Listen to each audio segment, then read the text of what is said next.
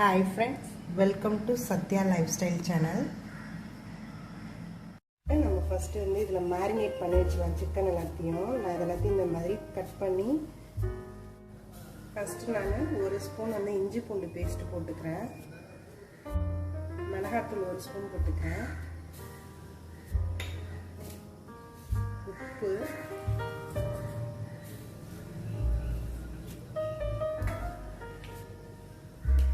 மஞ்சத்தூள் ஒரு ஸ்பூன் போட்டுக்கிறேன். இது நல்லா நம்ம எல்லா இடத்துலையும் படுற மாதிரி பண்ணி மேரினேட் பண்ணி ஒரு ½ அன் ஹவர்லேருந்து 1 ஹவர் வரைக்கும் இது நல்லா ஊறலாம். இந்த சிக்கன் குழம்பு வைக்கிறதுக்கு நான் எண்ணெய் ஊற்றி நல்லா காய வச்சுட்டேன். ஒரு பட்டை 2 கிராம்பு பெருஞ்சீரகம் போட்டு தாளிச்சிக்கிறேன்.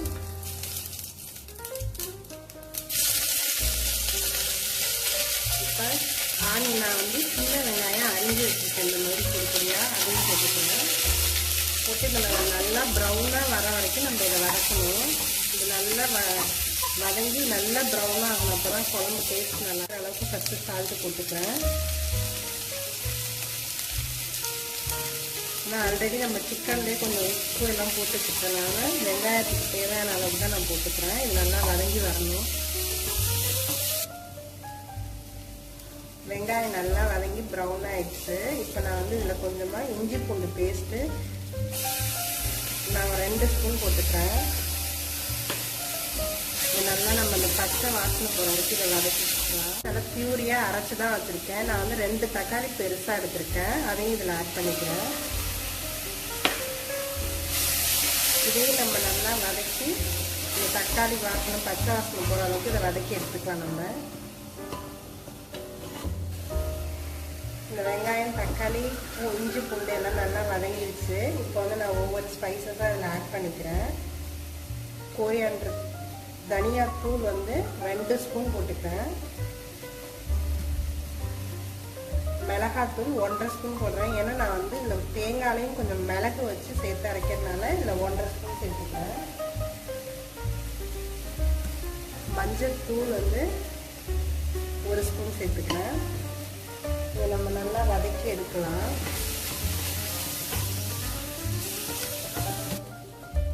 நான் குழம்புக்கு தேவையான சிக்கனை ஒரு ½ அன் ஹவர் முன்னாடியே மஞ்சத்தூள் மிளகாத்தூள் உப்பு எல்லாம் போட்டு மேரினேட் பண்ணி வச்சுட்டேன். இது நல்லா ஒரு ½ அன் ஹவருக்கு மேலே ஊறிடுச்சு. இப்போ இதை வந்து நான் இதில் ஆட் பண்ணிக்கிறேன்.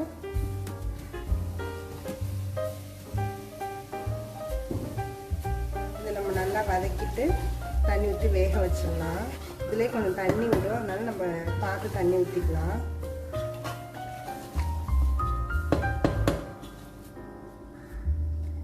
இப்போ நான் இதுக்கு தேவையான அளவுக்கு தண்ணி ஊற்றிக்கிறேன். நான் 1 கப் ஊற்றிருக்கேன் இந்த சிக்கன் கிரேவிக்கு. இதை வந்து நான் ப்ரெஷர் குக் தான் பண்ண போகிறேன். நான் வந்து இதுக்கு ஒரு விசில் விடுறேன். ஏன்னா ரொம்ப சிக்கன் வந்து ரொம்ப இலசாக இருக்கனால இது 1 போதும்.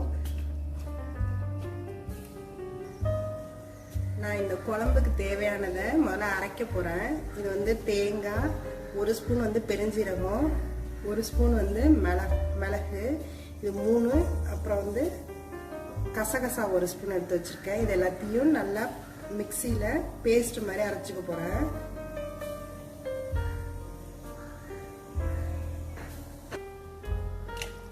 இப்போ இந்த சிக்கன் நல்லா வெந்துருச்சு. குழம்பு நல்லா ரெடி ஆயிடுச்சு.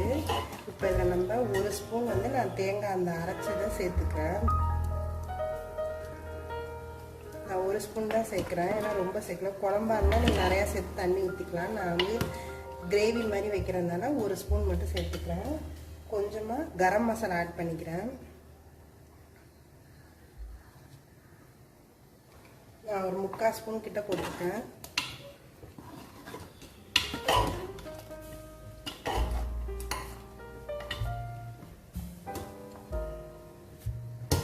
அவ்வளோதான், இது ரெடி ஆயிடுச்சு. இதை நம்ம வேற வெசலுக்கு மாற்றிடலாம்.